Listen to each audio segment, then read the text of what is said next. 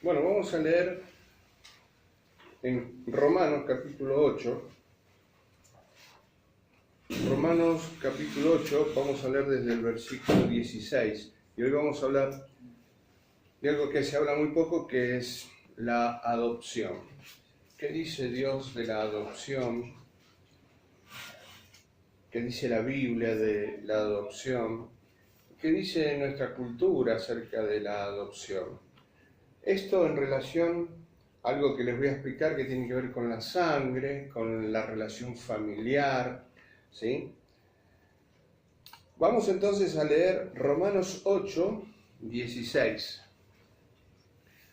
El Espíritu mismo da testimonio a nuestro espíritu de que somos hijos de Dios. Me gustaría que subrayen en sus mentes esta frase, hijos de Dios, o somos hijos de Dios, no medios hijos, sino hijos de Dios. Nosotros en nuestra cultura cada vez más vemos medio hermano, es hijo de padre o es hijo de madre. Acá estamos leyendo que somos hijos de Dios. Seguimos, versículo 17. Y si hijos, entonces también somos herederos. También, yo la otra vez les hablé acerca de lo que es la herencia para Dios y lo que es la herencia en nuestra cultura o en nuestra legislación, ¿no? Acá habla de que somos hijos y que al ser hijos somos también herederos. Y lo aclara, herederos de Dios, vuelve a repetir.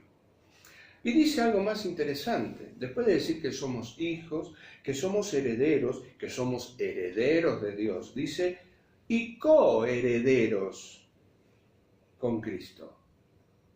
No hay una diferencia entre una herencia que le da a Cristo y una herencia que nos da a nosotros. Dios no dice, bueno, esta partecita es para usted y esta parte grande para Cristo. La herencia de ustedes es limitada, la de Cristo es mucho más grande. No está diciendo eso. Está diciendo que somos hijos de Dios y que somos herederos de Dios y que somos coherederos con Cristo. Pero hay una condición. Esta es la que no le gusta a nadie. Si es que padecemos juntamente con Él. De eso habla Pablo cuando le escribe a Timoteo, ¿sí? De que vamos a reinar con Él, pero si sufrimos también con Él. Para que juntamente con Él seamos glorificados. Adopción. Entonces esta noche yo quiero explicarles en esta charla íntima, muy íntima, explicarles el concepto de la adopción, explicarles el concepto de la familia de Dios. Qué distinto que es esto con respecto a la familia en lo natural. Ayer nació mi nieta. Y bueno, yo sé que hay gente bien intencionada que dice, bueno, nació tu tercera nieta.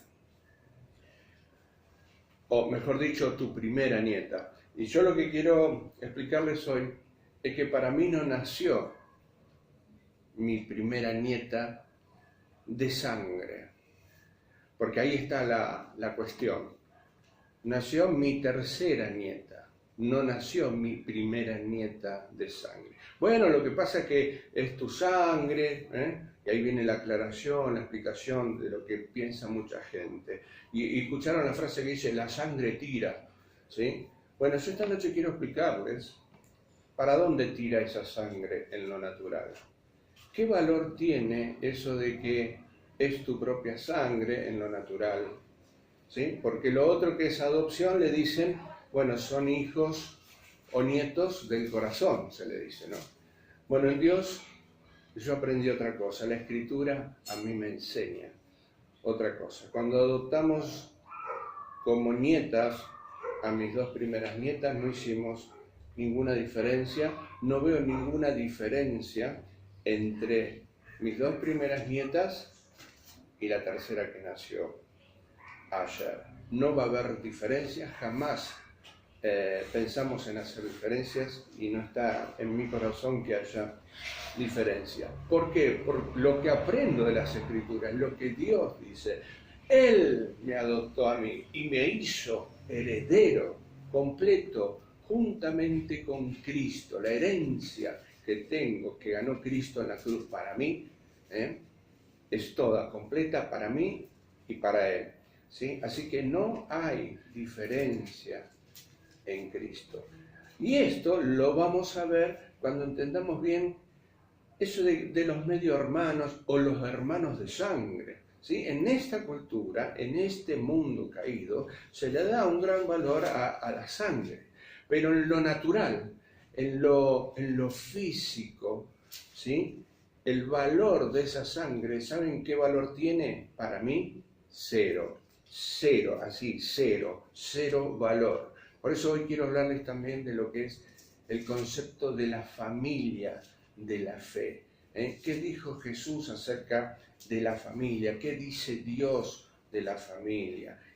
Cuando Él nos adopta en la salvación, en la justificación, en la redención, no hizo y no va a hacer diferencias con nosotros. Gálatas 4.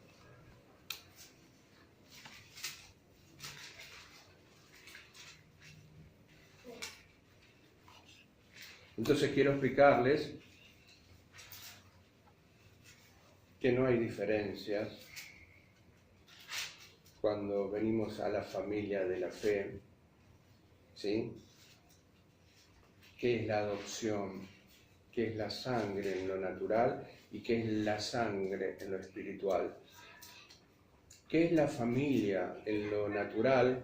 ¿Y qué es la familia en lo espiritual? La familia de Dios, la familia de la fe. Después les voy a dar unos ejemplos también que están en la Biblia de estos que tienen que ver con la filiación natural, la sangre en lo físico, en lo familiar, ¿sí? Esas relaciones y cómo a veces terminan. Gálatas capítulo 4. Hay un paralelismo muy fuerte entre lo que dice Gálatas 4 y Romanos 8. ¿Sí? Me gustaría que lo leamos muy detenidamente. Gálatas capítulo 4, versículo 4. Dice: pero cuando vino el cumplimiento del tiempo, cuando Dios envió a Jesús a nacer en Belén, Dios envió a su Hijo, nacido de mujer y nacido bajo la ley. ¿Para qué lo envió? Para que redimiese a los que estaban bajo la ley, a fin de que recibiésemos la adopción de hijos. Y por cuanto sois hijos, no dicen medio hijo o medio hermano, por cuanto sois hijos, Dios envió a vuestros corazones el espíritu de su Hijo, el cual clama: Abba, Padre. Ese espíritu o esa forma de relacionarse la deberíamos tener cada uno de nosotros. Una relación nueva, fresca, genuina con el Padre. 7. Estoy en Gálatas 4:7. Así que ya no eres esclavo, sino que, ¿qué somos? Hijos. Oh, miren lo que dice acá. Y si hijo, también heredero. Imagínate sacarlo de la esclavitud y ponerlo como un heredero al mismo nivel del otro. ¿Sí? También heredero de Dios, ¿por medio de quién? Por medio de Cristo. Es algo que Cristo hizo. Esto es pura gracia. 8. Ciertamente, en otro tiempo, no conociendo a Dios, servíais a los que por naturaleza no son dioses. No son dioses. Primera Juan 3:1. Así que acá nos habla de la adopción de la herencia, de que somos hijos. Antes estábamos en la vereda del enfrente, esclavos. Y ahora nos adoptó en su familia y nos hizo hijos y nos hizo herederos y coherederos juntamente con Cristo. ¿Qué dice 1 Juan 3:1? A ver quién lo tiene bien fuerte. Mirad cuál amor nos ha dado el Padre para que seamos llamados hijos de Dios. Por esto el mundo no nos conoce, porque no le conoció a Él. Muy bien. Esto lo cantamos en un corito, ¿se acuerdan? Mirad cuál amor nos ha dado el Padre para que seamos llamados hijos de Dios. Un amor completo. Él, de su voluntad, decidió amarnos, ¿sí? Gracias a ese amor, Él nos hizo hijos de Él. Esto es maravilloso, esto es 100% adopción, ¿sí? Y no hay medias tintas con esto. Miren las cosas maravillosas que va a decir. Ahora que somos herederos, somos hijos de Dios, Romanos 8:32.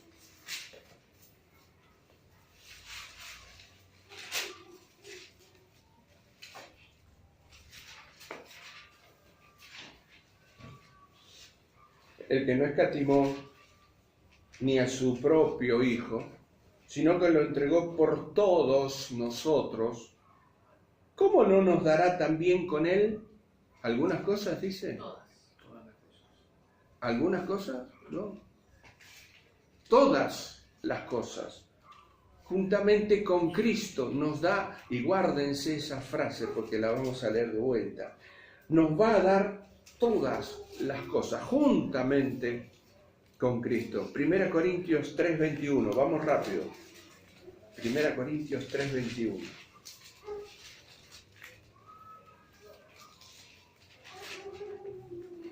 Así que todas las cosas, si nos dio al Hijo, no lo escatimó, sino que lo dio por nosotros, juntamente con Cristo, ¿cómo no nos va a dar todas las cosas?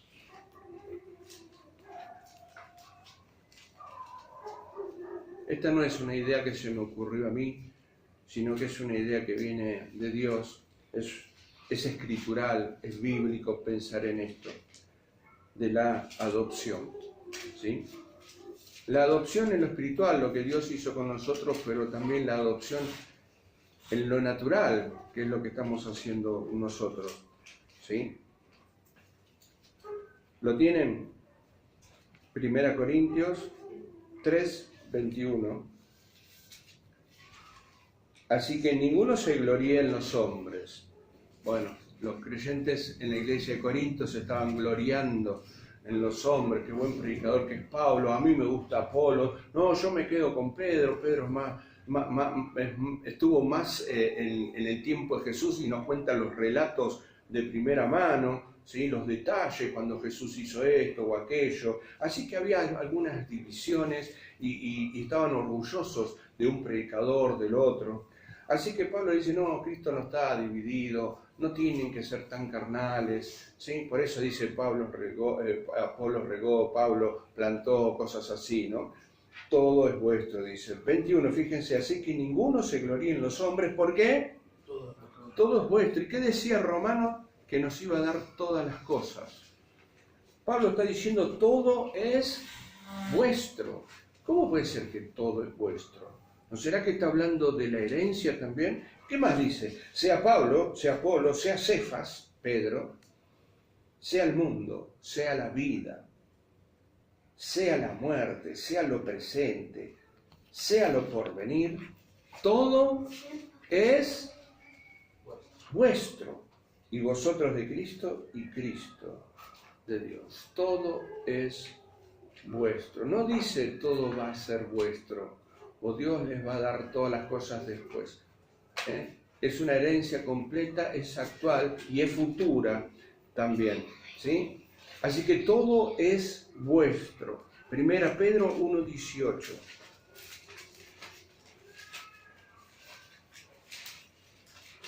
Mucha gente no entiende o no sabe esto.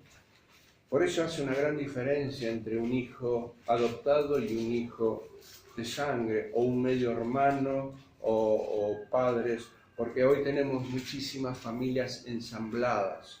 Por eso es de vital importancia compartir estos conceptos, ¿sí? Primera Pedro 1:18. ¿Lo tienen todos?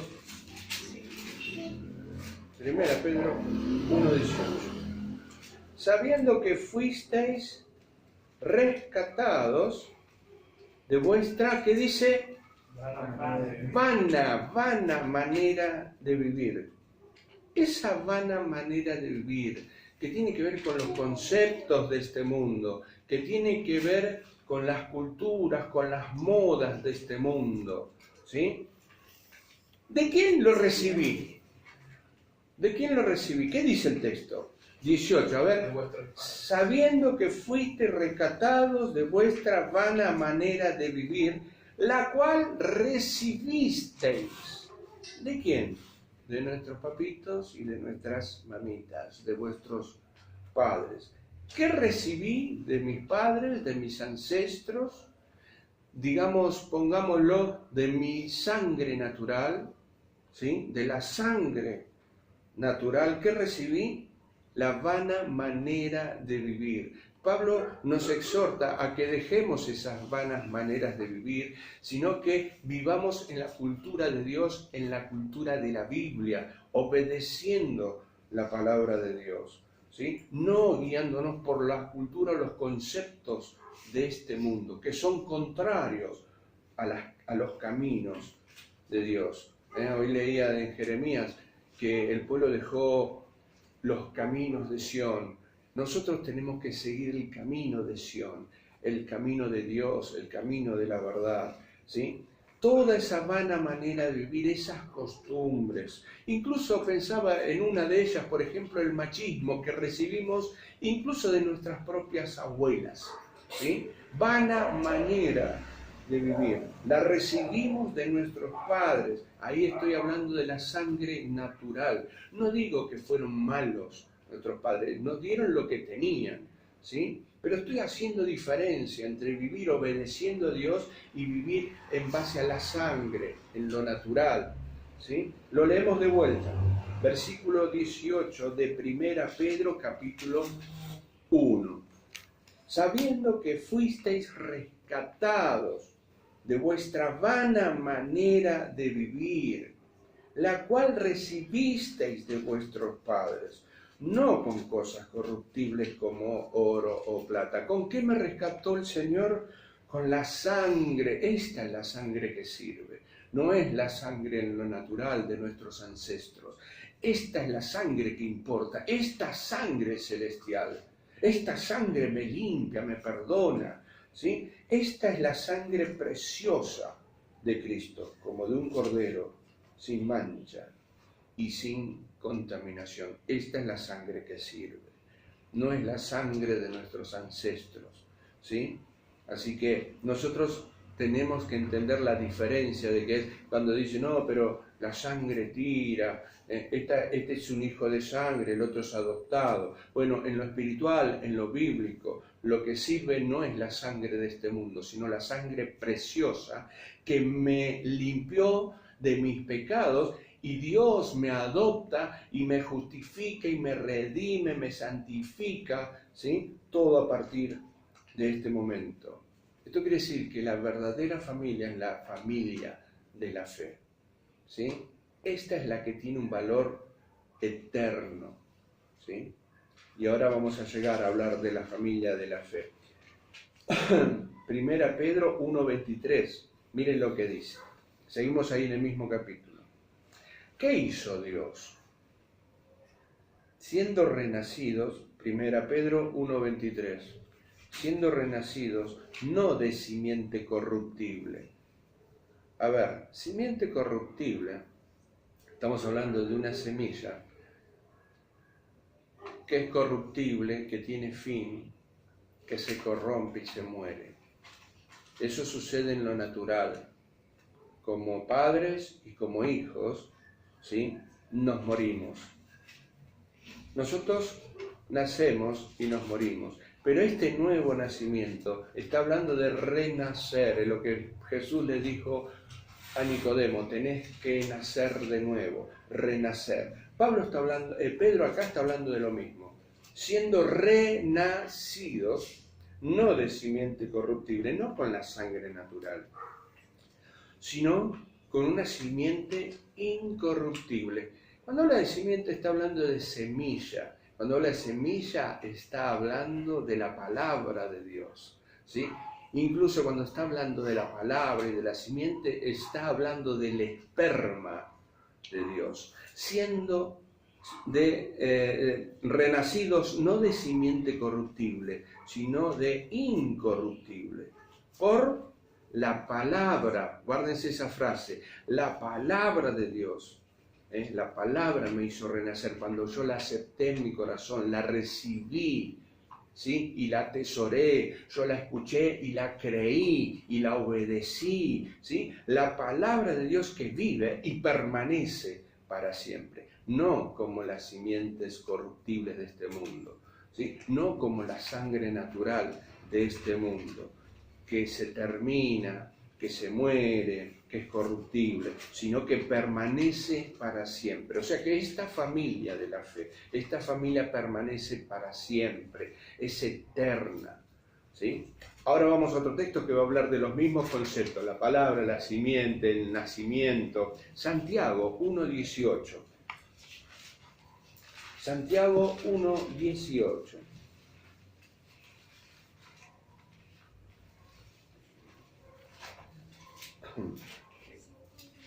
Miren lo que hizo Dios. Esto no fue un accidente, como a veces pasa en las parejas, una noche ocasional y después de 9 meses aparece un hijo. No, acá hay la voluntad del Dios soberano. Él te pensó, Él te soñó, ¿sí? Él, miren qué precioso esto, de su voluntad nos hizo, ¿qué? Nacer. ¿Cómo lo hizo? ¿Con qué? Por la palabra de verdad. Otra vez, la palabra de verdad. Nacer. ¿Para qué? Para que seamos primicias de sus criaturas. Y miren lo que va a decir el 21. Por lo cual, desechando toda inmundicia, toda vana manera de vivir, toda cultura y modas de este mundo, formas de pensamiento, estructuras, escuelas de pensamiento, desechen todo eso, toda abundancia de malicia, ¿qué dice que tenemos que hacer? Reciban. ¿Con qué? ¿Con orgullo? ¿Con vanidad? ¿Con soberbia voy a recibir la palabra de Dios? No. Reciban la palabra de Dios con mansedumbre. Dios resiste a los soberbios, los mira de lejos. Con mansedumbre yo tengo que oír la palabra y recibir la palabra implantada, la semilla de Dios implantada en mi corazón. ¿Sí? Leemos de vuelta el 21. Por lo cual, desechando toda inmundicia y abundancia de malicia, recibid con mansedumbre la palabra implantada, la cual, si yo la recibo así, puede salvar mi alma y la tuya. ¿Sí? Así que nos hizo nacer por la palabra, nos sembró la palabra en el corazón, la recibimos con fe y esa fe trae salvación por la gracia. Bien, el concepto de la adopción nos salvó, nos sembró la semilla, nos incluyó en la familia. Ahora somos parte de una familia a nivel universal. Tenemos familia en Cristo en distintas partes del mundo. Esa es nuestra verdadera familia.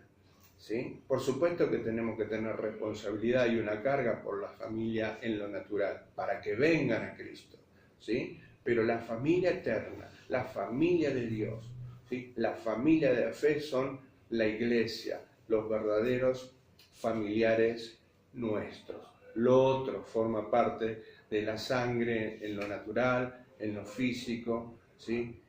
Así que nosotros tenemos que tener ese concepto de la familia de la fe. Ahora bien, quiero mostrarles algunos ejemplos para que tomemos conciencia a qué me refiero cuando hablo de la familia de la fe y la familia de sangre, ¿sí? Entonces pensé en algunos ejemplos. Les doy algunos, hay muchos más, ¿sí? De ejemplos de hermanos que en lo natural, hermanos de sangre, hicieron barbaridades entre ellos. Me acuerdo de 3 hijos o 2 hijos de David.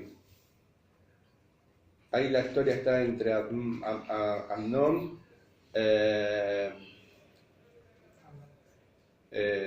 Absalón y una hermana más, que ¿cómo se llama? Tamar. O Tamar se llama Tamar. Uno tuvo sexo con la hermana, la propia hermana, y Absalón lo odió. Lo odió tanto que armó toda una estrategia para matar a su propio hermano. Así que acá vemos pecados terribles entre hermanitos de sangre, ¿sí? Porque uno piensa, no, pero si son hermanos está todo bien. No, generalmente cuando estamos hablando de este tipo de parentesco, el parentesco de sangre también forma parte de lo que el apóstol Pablo dice, nuestra vana manera de vivir, ¿sí? Pero tengo otro ejemplo, fíjense en Marcos 3. Marcos capítulo 3. Este es un ejemplo que realmente me da mucha tristeza, porque acá estamos hablando de los hermanos o medio hermanos de Jesús en la sangre.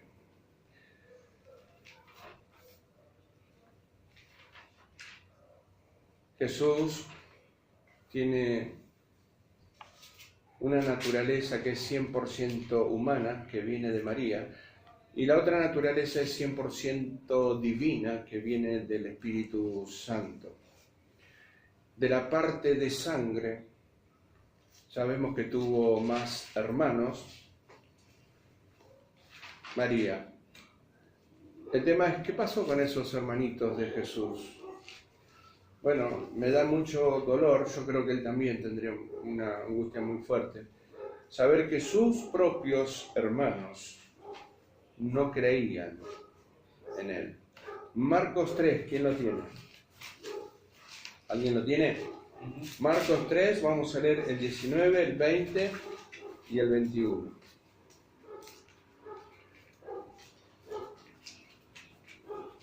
Marcos 3.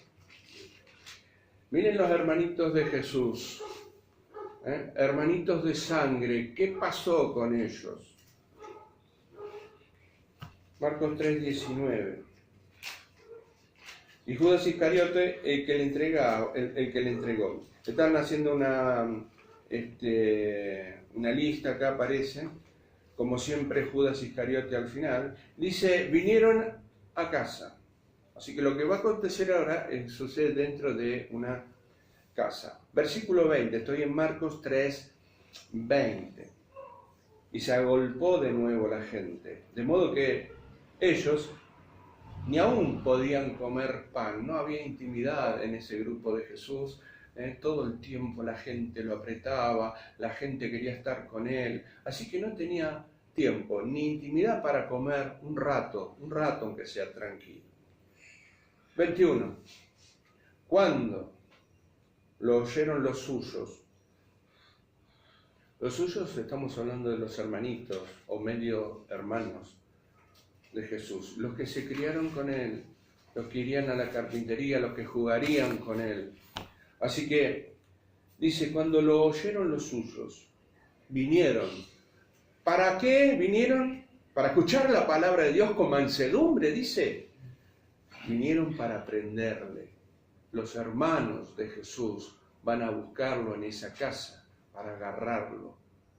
¿Por qué quieren hacer eso con Jesús?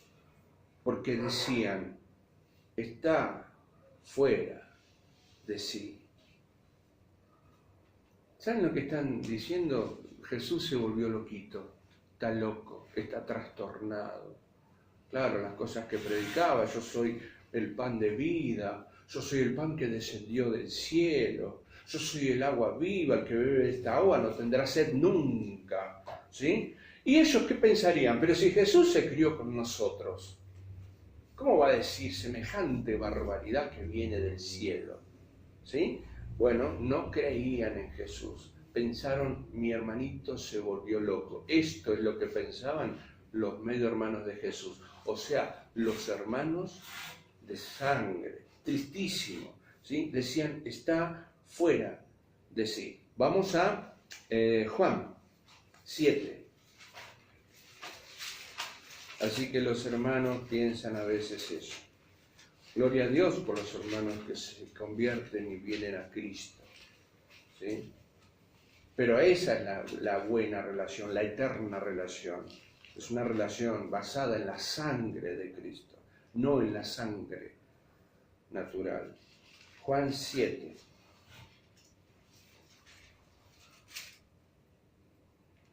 Juan 7, 3 al 5.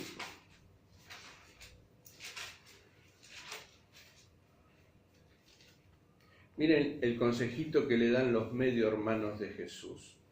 Claro, ese consejo se lo dan basados en la sabiduría humana, que Santiago dice que es animal, terrenal y diabólica. ¿Sí? Bueno, ellos quieren darle consejos a Jesús. Resulta que ahora ellos también son maestros. Sin embargo, ellos ahí, en la familia, tenían al más grande maestro de toda la historia y de toda la humanidad, y le quieren dar clase, consejitos a Jesús.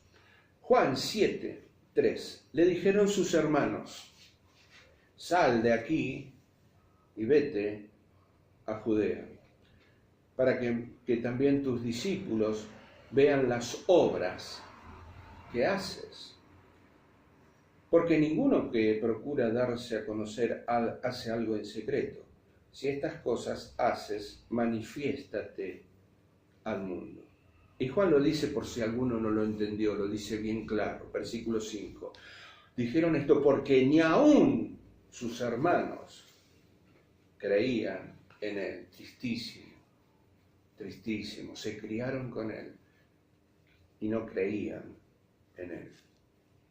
¿Sí? Así que acá están los hermanos dándole el consejo a Jesús. No creían en él. Claro. Ellos querían, si querés ser famoso, andate allá, donde está la capital, ¿sí? No estés acá escondido. Parece algo lógico lo que les dicen, pero no había llegado aún su tiempo, ¿sí? Así que acá vemos esa relación natural, la sangre, los hermanitos de sangre dándole consejos a Jesús. Marcos 3, 1 Samuel 17. Acá tenemos otro caso de hermanos. ¿Cómo puede ser que estén celosos? ¿Cómo puede ser que tengan envidia?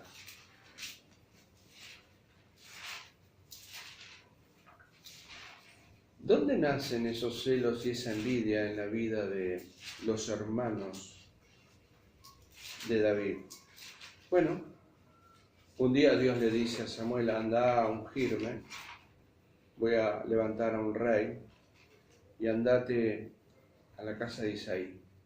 No llores más por Saúl, ya está, ya lo deseché. No te permito que sigas llorando por él, basta. Algo muy parecido le dijo Dios 3 veces, por lo menos, a Jeremías. No llores, no clames por este pueblo. Si orás por este pueblo, yo no te voy a oír. Algo parecido le dijo a Samuel, no llores más por Saúl, yo voy a levantar otro hombre. Pero el hombre que levantó era el que menos pensaban. Así que como piensa el hombre, que Dios tiene otra forma de pensar, le dice a Samuel, no mire su hermosura, no mire su aspecto exterior, ¿sí? Porque yo desecho todo eso, ¿sí? Vas a ungir al que yo te marque. Va Isaí ve al profeta, bueno, todos contentos, y le presenta a su más grande hijo, el más lindo, el más alto, y Samuel dice, no, no es este. Hasta que pasaron todos, y Dios dice, ninguno de ellos es. ¿Te queda un hijo más, Isaí? Ah, sí, pero ¿te parece?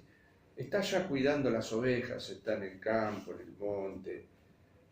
Así que si no lo traes, no nos vamos a sentar a la mesa. Hasta que no lo traigas, no me voy de acá.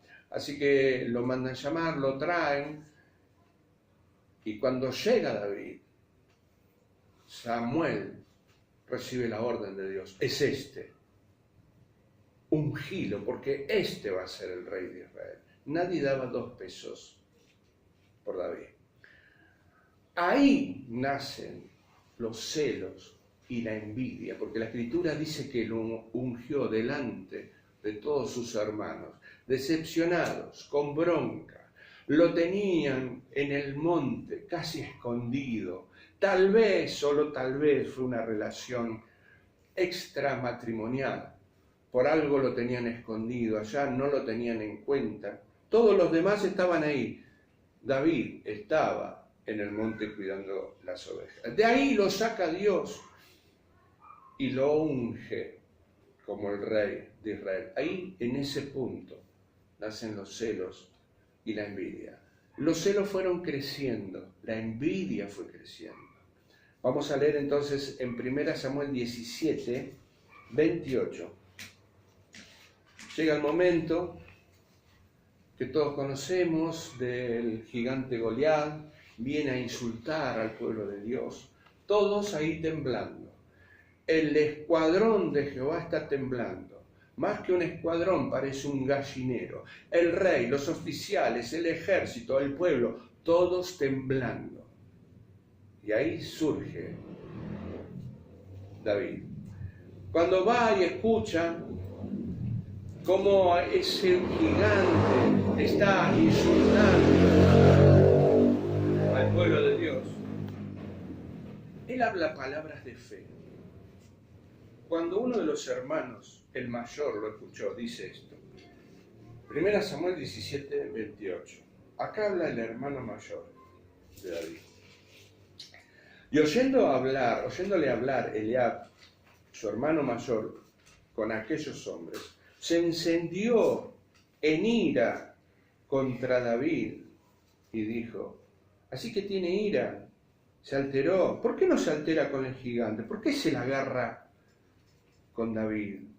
Celos, envidia. Miren lo que dice, ¿para qué has descendido acá? ¿Y a quién has dejado aquellas pocas ovejas en el desierto? Yo conozco tu soberbia y la malicia de tu corazón, que para ver la batalla has venido. Lo juzgó mal a David. David fue el único en medio de toda esa gente que se animó a pelear contra el gigante Goliat. Génesis 37. Ahí tenemos los celos de los hermanos de David.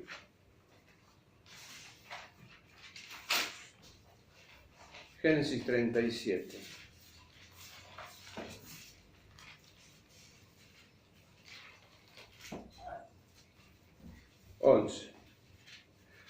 Miren lo que dice. Estoy hablando de José ahora. Otro que tuvo problemas con los hermanitos de sangre. Y sus hermanos le tenían ¿qué? Envidia.